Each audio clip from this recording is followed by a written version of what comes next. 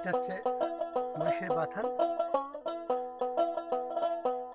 তাহলে এখানে আমার তো খুব ভালো লাগে, জায়গাটা মাঝে মাঝে আমি আসি। এই বাথানের পরিবেশ, তোমাদের খাওয়া দাওয়া, তোমাদের রান্নাবান্না কার্যক্রম দেখে আমার ভীষণভাবে ভালো লাগে। তোমাদের কেমন লাগে? আমার কর্মটা আমার ভালো না লাগলে আমরা এই কাজে আসি।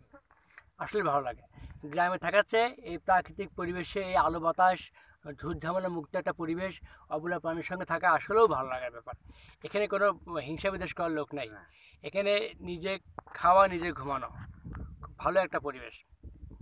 তো আপনার ভালো লাগে। প্রিয় দর্শক, এখানে ঘুমান তারা, এখানেই খাওয়া দাওয়া সব এখানেই। মুরব্বী কত বছর আছেন এখানে? আমি এখানে আছি 2 বছর। 2 বছর আমার দেশে থাকি। দেশে থাকছেন না? তুমি কয় বছর এখানে আছো? আমি এই প্রথম 1 বছরই কামে লাগছি। 1 বছর কেমন লাগছে না?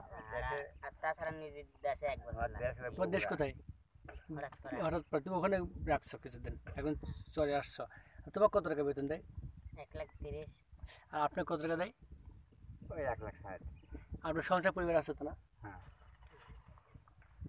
প্রিয় দর্শক, স্যার স্যার গাড়ি রেখে আসেন।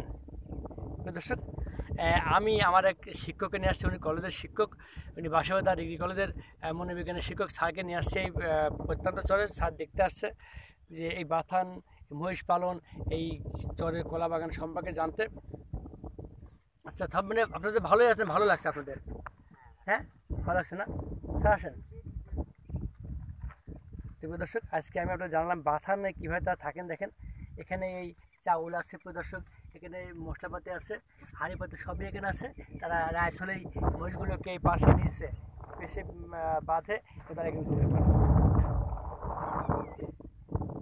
স্যার, এই তোমার এক্সট্রা ঢোপ নাই? হ্যাঁ, বোতল নেই না? স্যার কেমন লাগছে স্যার আপনার চরে এসে? আমার কাছে খুবই সুন্দর লাগছে যে এই যে এই একদম চরের মধ্যে এত যে ফসল কলা অন্তত আমার দেখে অভিভূত হয়ে গেছে। স্যার সবচেয়ে বেশি স্যার সম্পদের জায়গা, সবচেয়ে বেশি ইনকাম স্যার মহিষ পালনে। বাতান, এমন বাতান স্যার 3-400 আছে আমাদের চরের মধ্যে। আমি মহিষের ছবি একটু নিতে চাইলাম, সে মহিষ দুই স্যার সব চলে গেছে মাঠে, এখানে কয়েকটা সব চলে গেছে স্যার। এটা খুবই ভালো, এটা উর্বর, মানে প্রতি বছরে শুনলাম যে পানি আসে প্লাবিত এখানে হয়ে, পুরো পুরো পানি প্লাবিত হয়ে যে পলি মাটি হয়, যার জন্য সার মনে হয় রাসায়নিক সার লাগেই না, খুব কম লাগে। জৈব সারেই দেখলাম এত সুন্দর কলা। আমি তো আমার জীবনে প্রথম আসছি।